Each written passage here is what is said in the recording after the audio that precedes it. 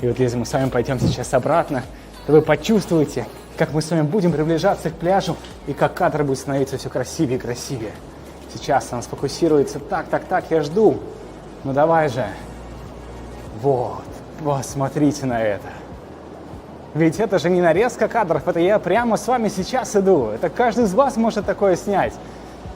Ох, да, это что-то невероятное.